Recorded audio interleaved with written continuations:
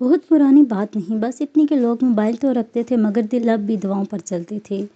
کیا کبھی آپ نے اکیلے سفر کا خوف محسوس کیا ہے؟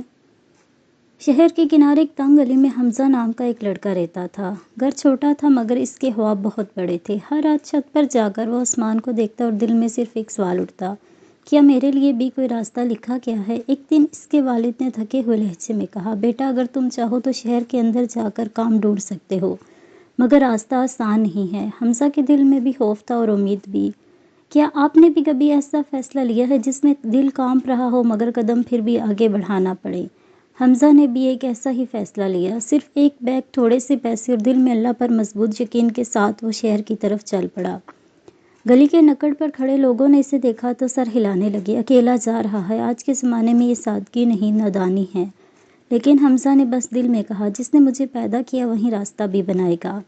راستہ شروع میں آسان تھا، دائیں بائیں لوگ، دکانیں، شور، پھر آہستہ آہستہ بھیڑ کم ہونے لگی، سڑک سنسان ہونے لگی اور شام کے سائے لمبے ہونے لگے۔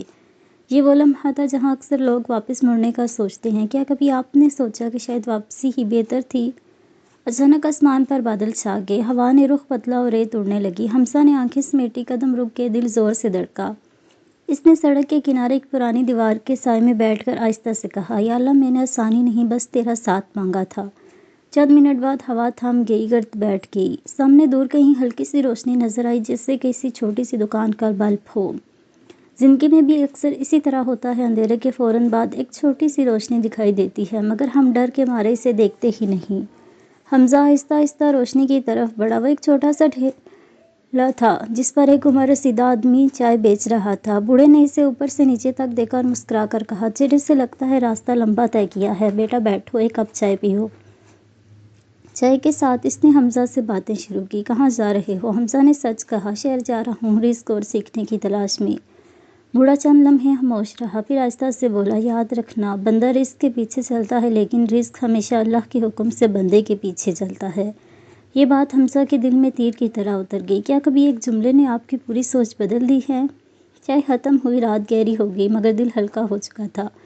بوڑھے نے اسے بتایا کہ تھوڑا آگے ایک چھوٹی سی مسجد ہے، وہاں مسافر سو جایا کرتے ہیں۔ حمزہ نے مسجد میں جا کر 2 رکعت نماز حاجت پڑھی اور سجدے میں صرف ایک بات کہی، یا اللہ میں کمزور ہوں مگر میرا یقین کمزور نہ ہونے دینا۔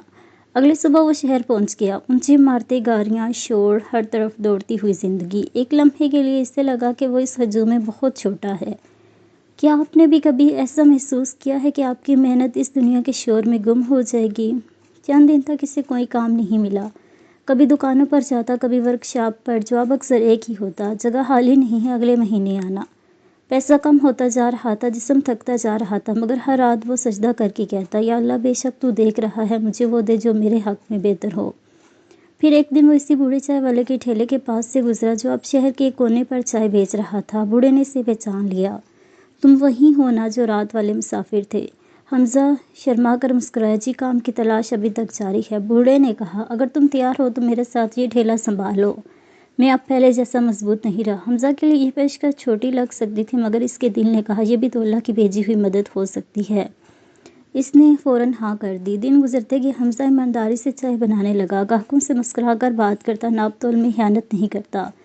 لوگ کہنے لگے، اس لڑکے کے ہاتھ کی چائے میں کچھ الگ ہی بات ہے، شاید اس کی نیت صاف ہے۔ آہستہ آہستہ ٹھیلا چل نکلا، آمدنی بڑھ گئی۔ بوڑھے نے خوش ہو کر کہا، بیٹا یہ ٹھیلا اب تمہارا ہے، میں بس دعا دوں گا۔ حمزہ کی آنکھوں سے آنسو بہہ نکلے۔ کبھی کبھی اللہ کی سب سے بڑی مدد ایک چھوٹا سا موقع ہوتا ہے جسے ہم ابتدا میں پہچان بھی نہیں پاتے۔ کئی مہینوں بعد جب وہ اپنے گاؤں واپس آیا تو لوگ حیران ہو گئے، وہی لڑکا مگر اب چہرے پر سکون